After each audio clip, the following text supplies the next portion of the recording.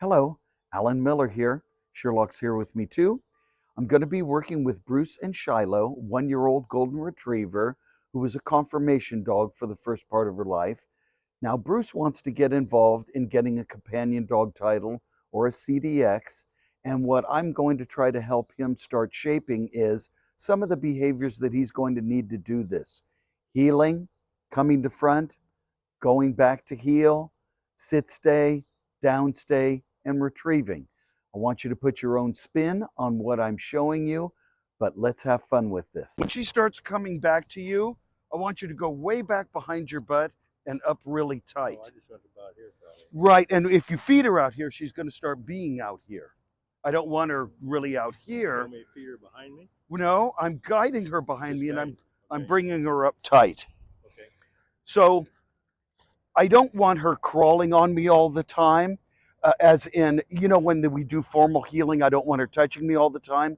But I think you would be a lot happier if she were close to you than if there was too much disparity or too much distance between you. So I would rather have a dog hugging me than a dog that doesn't want to heel with me at all. So that's the only thing I would change about your heel signal, is that I would try to get her to go way back behind my butt and then come up right at my seam of my hip.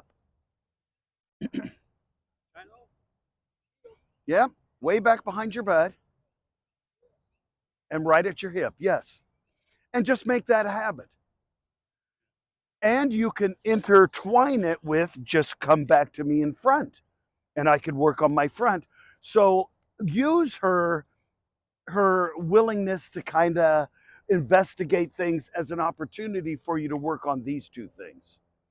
But you're probably not ever going to stop her from this hunting perspective. Yeah. And don't try to. Just use it as a tool.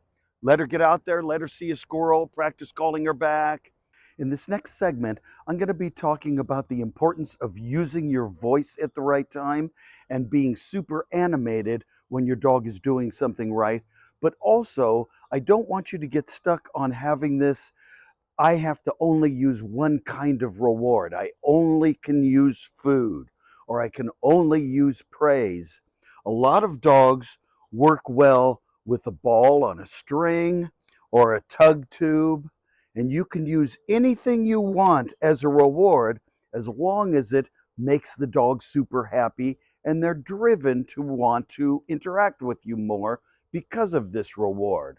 Generally, I start with food when my puppies are very young, because I can very easily shape behavior I want, like coming to front or coming back to heel, if you will.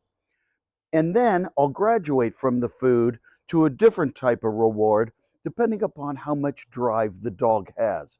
So in this next segment, you're going to see that this golden retriever prefers food over tug of war or a ball on a string. That's just the individual personality of the dog.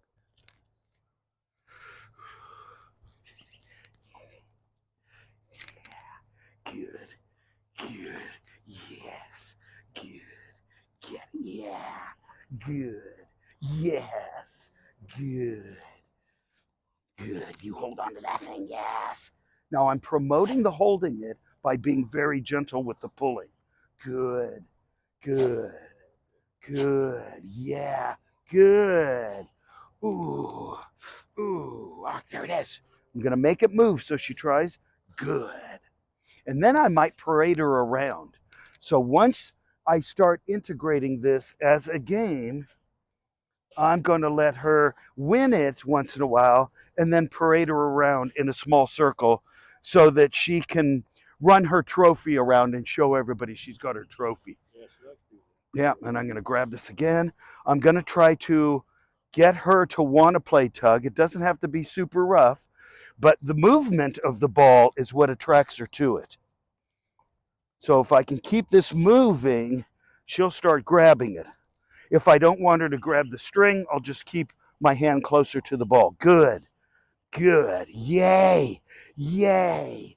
Carry that around, carry that around. I'm gonna steal it from you. I'm gonna steal it from you, but I'm not really trying to.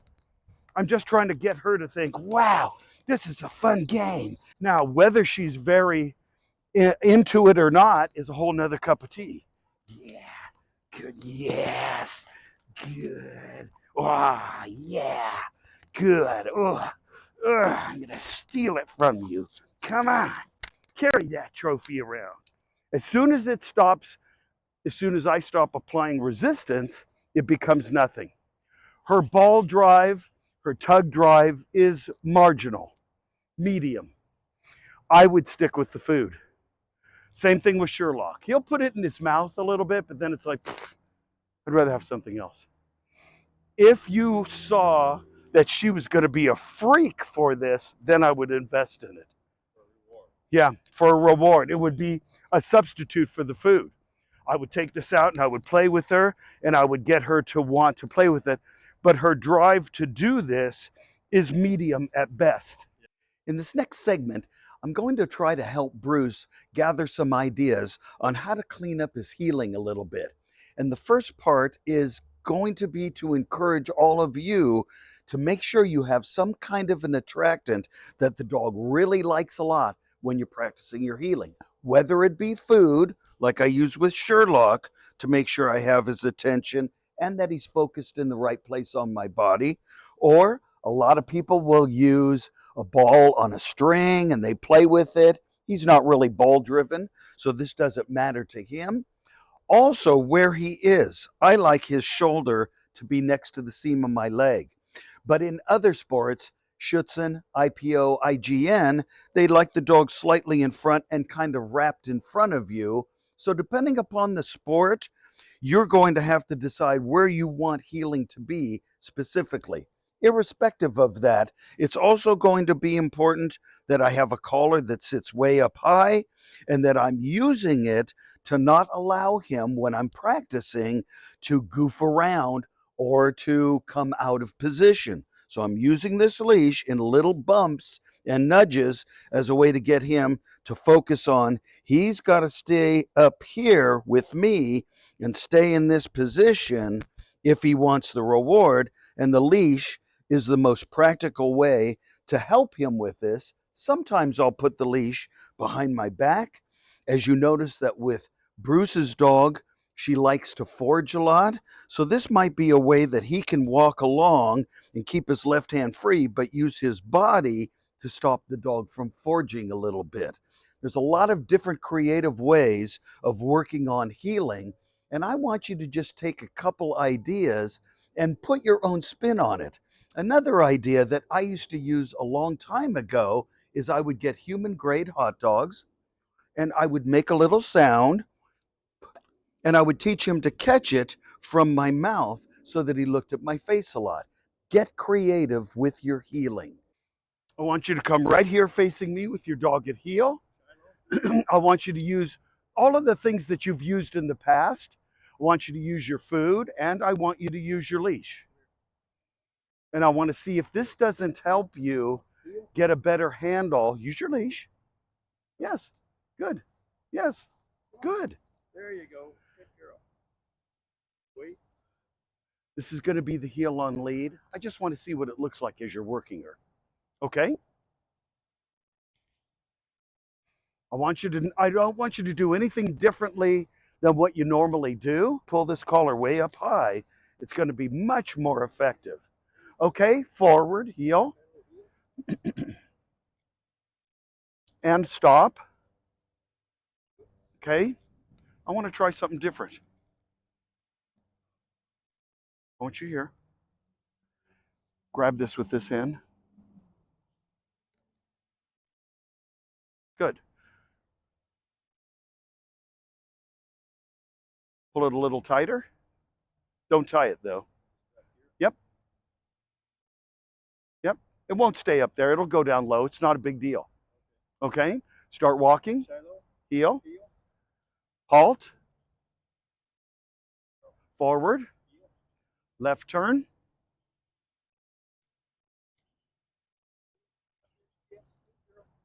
left turn,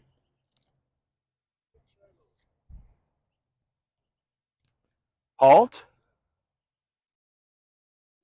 I'm not worried. Yeah, I like it. You can fix it. I'm not worried about, I just want her to not forge and stop. Forward, stop. Good. Now, an alternative to that would be bunch all the leash up in your left hand. So take it out from behind your butt. That's one option. Now just bunch it up to where she just has enough room to be there. And as you stop, give a backward correction as you stop. Okay? Heel forward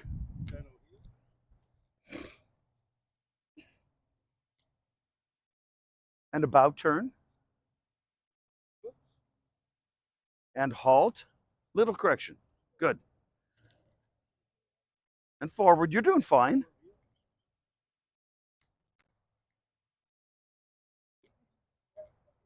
Yes. And halt. Little correction. Just so she doesn't forage. Okay? Forward. Right turn. Slow. Good. Nice. Normal. Right turn again. And halt. Good. Let me have a little bit of chicken. I want to work her once. I want you to try to, when you make a correction, exaggerate the looseness of the leash. Okay? And what I mean by that is try not to get into the habit of pulling on her. Shiloh, heel. Good. Good. Good. Good. Yes. Soon as she goes out perpendicular to me, I'm going to bring her back here, not using the food, but using my leash. Shiloh, heel. Good. Good. Good. Yes. Look at when I choose to talk to her. Good. Good. Good. Perfect. As much as you can feed her close to your hip, do. You're doing fine. If you start feeding her out in front, she's going to start wrapping. Oh. Okay, forward.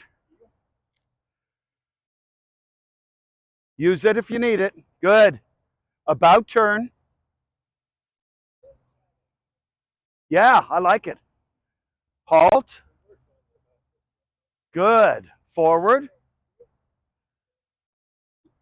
Right turn. Don't wait for her. It looks like you're waiting for her. About turn. Yeah, don't wait for her. Good. And stop. So see, what's happening is she's expecting you to slow down, but I don't want you to slow down. I want you to speed up and say, hey, get up here. Good. Yes. Good. Close. Side. Food comes out of my pocket. In this next segment, I'm going to be talking to Bruce a lot about using a leash when you're teaching stay. I would rather use a leash because when we teach stay in working dog sports and AKC obedience sports, we like to use a lot of opposing reflex or opposition reflex, which means that, let's say, for example, I'm teaching them a sit stay. I might start with a short line, but eventually increase to a longer leash. But what I want you to notice is that I'm keeping the leash slightly tight. This allows me to do two things. One is correct if he starts moving, and the second is this little resistance that I'm forcing on him, not in a harsh way, is teaching him that he has to really work at staying there and that I'm relevant. So we use a lot of this in teaching stay so that the dog doesn't focus on moving. He focuses more on backing up slightly when I pull on the leash. It's an important thing. And coming back when he's doing it right and rewarding him, not waiting until he fails. So this allows me to start getting very far away and sort of reminding him that he needs to pay attention to what's going on, and when he does, yay, good boy, I come back and I praise. So I want you to understand why we use a leash in this manner. But another thing that's super important is when she's focusing on doing it right, I like to feed or reward. Stay. But I anticipate that she might move. So whether I'm far away or whether I'm close, I need to keep the leash in a position where I can scoop up on it at the moment she thinks about moving. And adding to that, when she looks at me or pays attention and does good, food. But I want this leash to be scoopable. So you see how she comes forward when she sees the food? Well, I interrupt that with this, stay. It's not a harsh correction. It's just I have to be immediate with it. And if I'm not, she won't get it. Stay.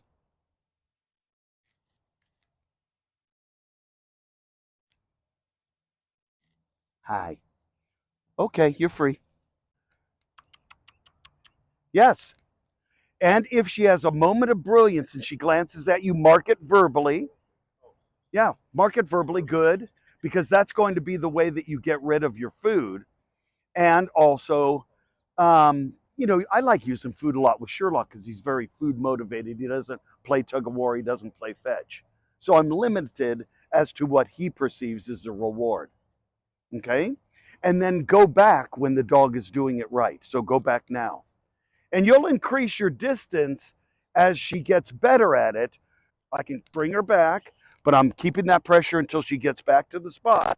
I want the correction to start immediately and not, I don't want this to just be a reset where I always put her back, say stay, leave, she moves, put her back, say stay. I want there to be a consequence or an immediate interruption when she starts moving. But I want her to get used to this because I'm going to start using it, leave it, enough, quit. I'm going to start using this at a distance later on.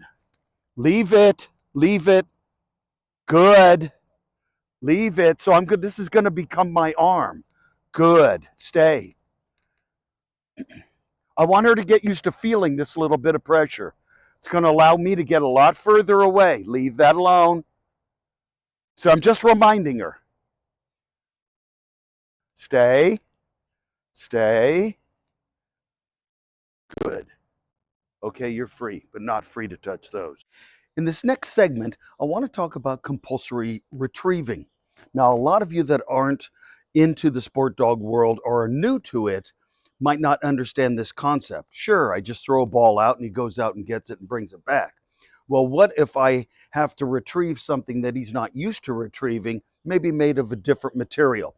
So I'm just going to give you some ideas real quick. I would normally spend quite a bit of time working on this in tiny pieces, but I want you to watch me for a minute. The first thing that I want him to do is to just touch what I have in my hand. Then I'm going to go from there to I want you to condition your dog or handle your dog enough to where he will allow you to open the mouth, put one hand below and one hand above, and gently start shaping the behavior of holding it without chewing on it. The third thing that I want to do is introduce him to different materials. Now, if I can lay a big foundation in doing this, little wallet, piece of PVC, a glove, I don't care what kind of glove. What I'm doing is I'm teaching him to hold. If I can lay a big foundation in doing this, it won't matter what I throw on the ground, he'll be able to pick it up. So I don't get to spend a lot of time with Bruce's dog, and I'm just trying to get him to understand that we start with building that as a huge foundation, and then at some point, the compulsory word comes in. Now, in the old days, the hunters would do something with the feet to get the dog to retrieve. And some of the old school AKC people still do something here to get the dog to retrieve. And some of you know what I'm talking about. I just like applying a tiny bit of pressure. So now when I need to teach the dog that you have to go out and get it, I don't throw it at first. I present it to the dog and I tell him to take, in his language, a port. And if he doesn't move towards it, I apply just a little bit of pressure until he makes an effort to move towards it. I've already taught him how to open his mouth and how to hold it through cradling. But once he gets to that point, then retrieving becomes much more quickly achievable to you. Put your spin on this. But I do want food available to me. So I might put her on a bed, or I might put her somewhere. I want you to have the food in your hand just so that I can get it if I need to. And once again, I'm going to work on a little bit of manners here. So I want this to be a structured exercise. Hold, yes. Out, food. Good. Hold, yes. Out, food. Now I'm going to try to integrate. So she's got that pretty good. Stop, stop. I'm going to integrate this into moving towards it. Take. I'm going to apply pressure. Take it. Good. And out. So that's the next part of what I'm going to do. Now, I'm not going to use the food for a second or two here, although I might. It just depends upon her. Take. Good. Good. I'm going to force her to go towards it. And then as soon as she gets it in her mouth, I'm going to try to stop the chewing on it by just doing this. Hold. Hold it. Hold it. Hold it. Good. Okay. I'm kind of going more quickly than I normally would. In summary, I want you guys to put your own spin on all of these ideas because these can go in a lot of different directions depending upon how the dog develops. I'm hoping that Bruce will take and do the same and add some of the experience that he got from conformation and his early obedience career and put what he knows in with some of these ideas and see where it takes him. Remember, not all dogs can be trained the same way, but it's important to be patient. And it's also very important to remember, keep it simple, keep it easy, and keep training.